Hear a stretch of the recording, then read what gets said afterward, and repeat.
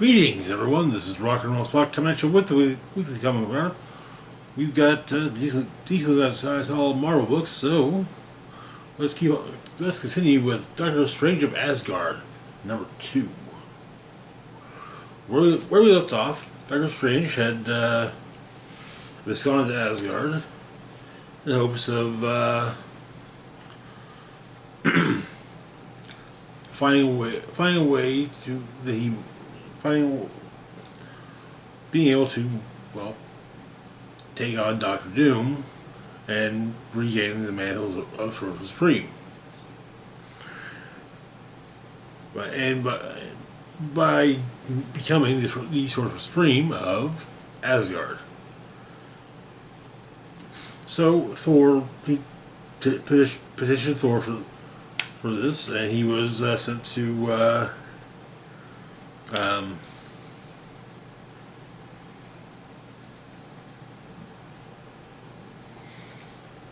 as her magical authority, the Sorceress Hulda.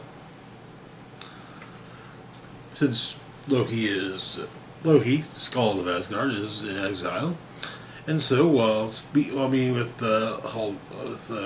Hulda, Loki showed up and killed Hulda, and then was actually rather confused about this. And so the issue was in New York. Doctor Strange heads to Sanctum Sanctorum. Clea is waiting on him, and Loki is already there. And he claims he claims yes, he killed Hulda, but he doesn't know why. And they cast the spell, the Agonies of Erling, and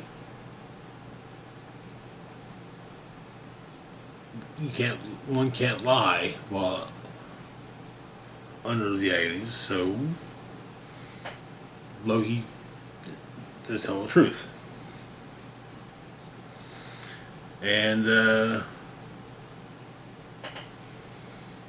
so when Strange returns to Asgard, he tries to recruit people to potentially help him with his investigation.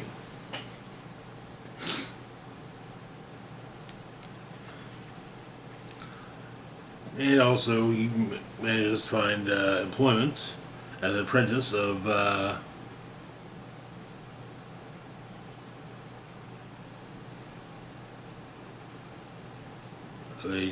doctor in Asgard, and he's given the opportunity to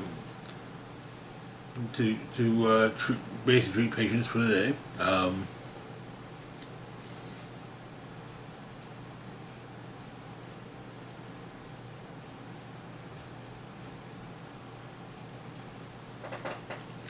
One patient, Rosla, the Troll Strangler, whom he met the previous day,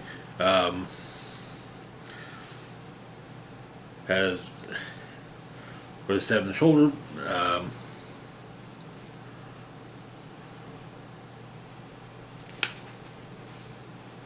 And he gets the information. Also learns why she's called the Troll Strangler. Apparently, her and her friends rode out to take on some raiders in one of the more remote regions, but they missed a troll. Then the troll waited a couple days, came back, killed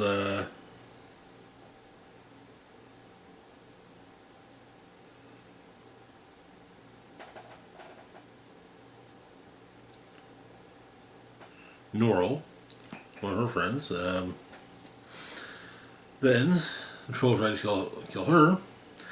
she was without any weapons, and so she strangled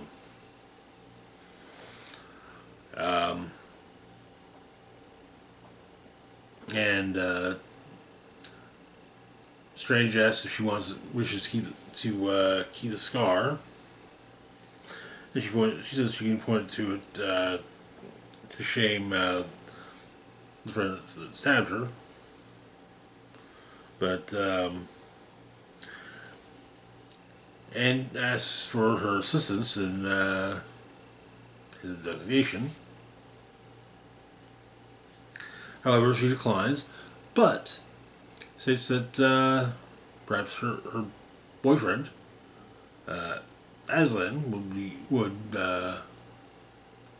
be of more assistance. He was an apprentice of Hulda's and wished to become a sorcerer.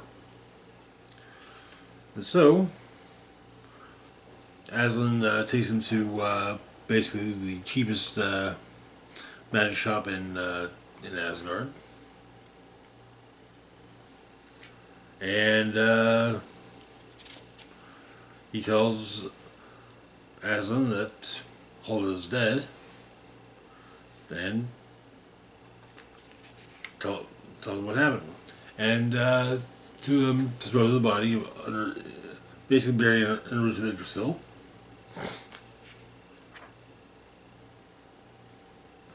And Strange goes to turn for the night, but he's attacked by an armored warrior with an axe, rather fine axe, but and Strange points out that the best way to deal with someone with an axe is not to make a point of getting out of the range of the axe, but rather to get closer, so that the axe is not as useful. And then, well,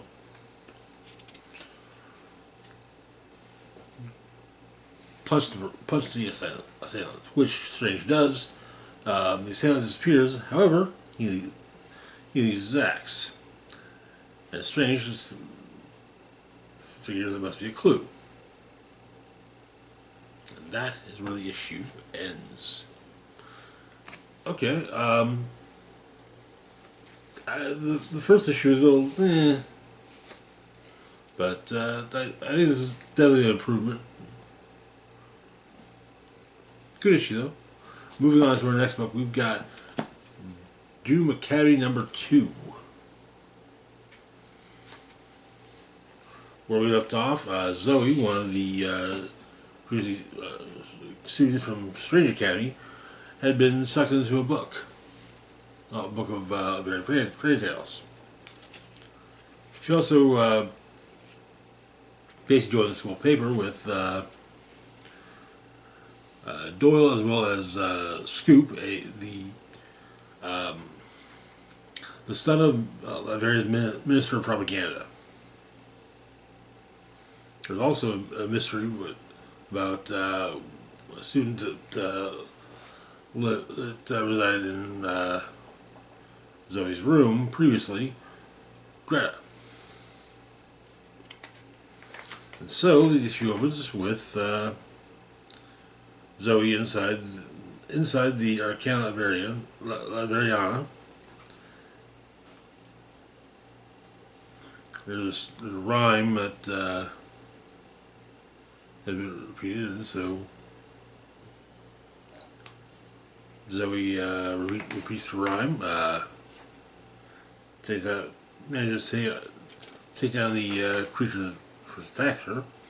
Then she meets Greta, who is also trapped in the Arcana Valeriana.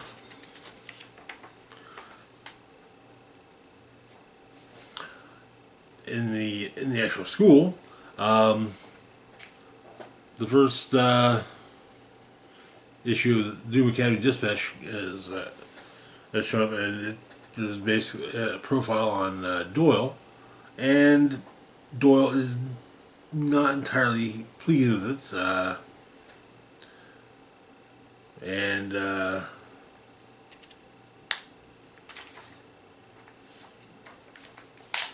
however, just point out that Zoe is missing. Was in class. Roommate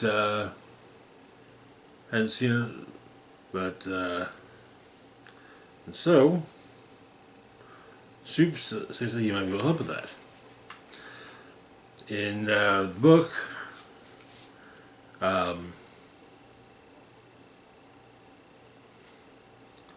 Greta and Zoe are making their way through to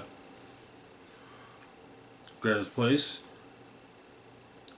Greta seemingly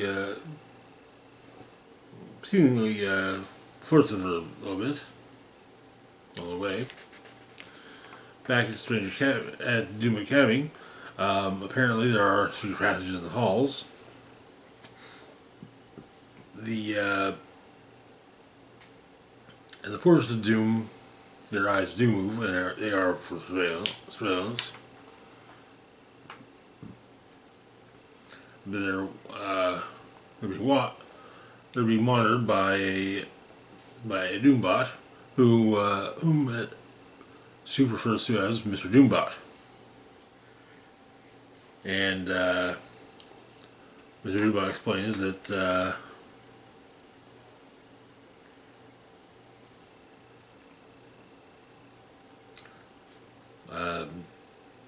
that Zoe was pulled into a book,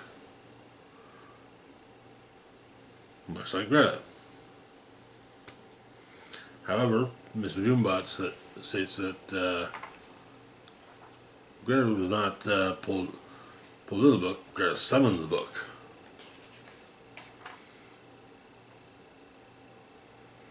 And in the book, it seems that Greta is about to swing an axe at Zoe's head, and that is where the issue ends. Ruh-roh. Also, Mr. Doombot is building a device and using very collected knickknacks to do so. Usually given freely, as Scoop does regularly. But anyways, moving on to our next book, our last book for the moment, we've got Doom's Division, #1. So this is focusing on the Tiger Division, the South Korean super team. And of course they are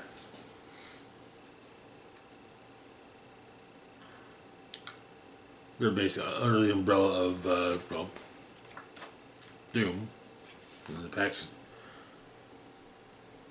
victorious. And so the issue opens. A couple is in Seoul checking out a statue of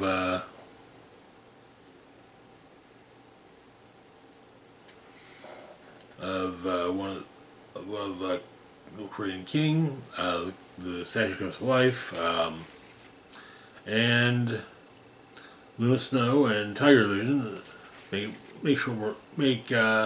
attack the statue, but it's not really as easy as it seems, because they are,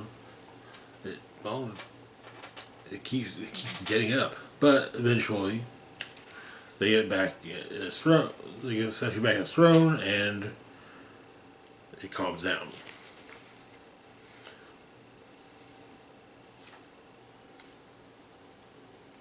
And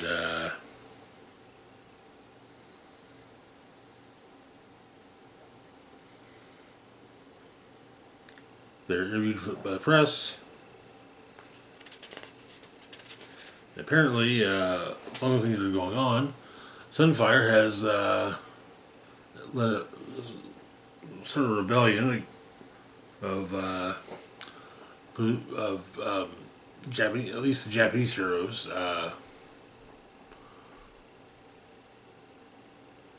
in Japan. But Luna Snow is made to. Made to rehearse. her grandmother basically says, hey, basically for love of music, and Luna is all for that.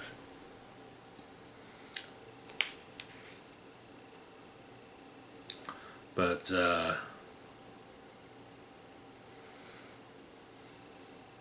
it seems like Doom's drones are doing their job as well. And Television meets with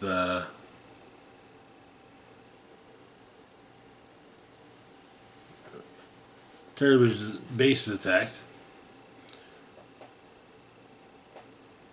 And they then meet with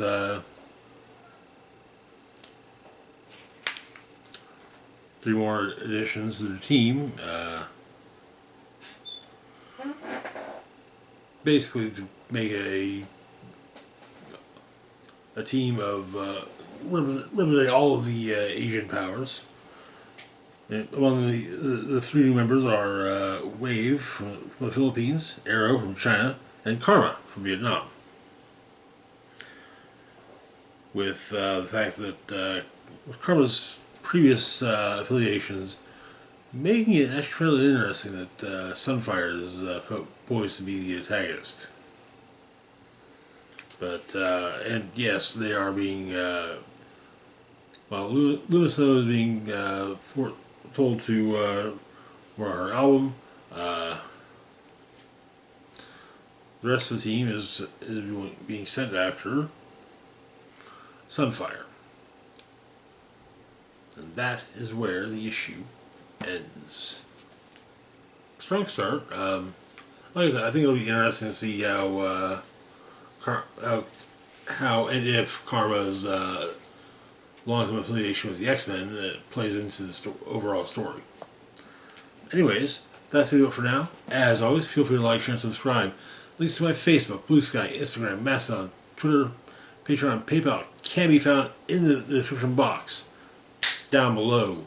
This is Rock and Roll Spock signing off saying, live long and rock hard.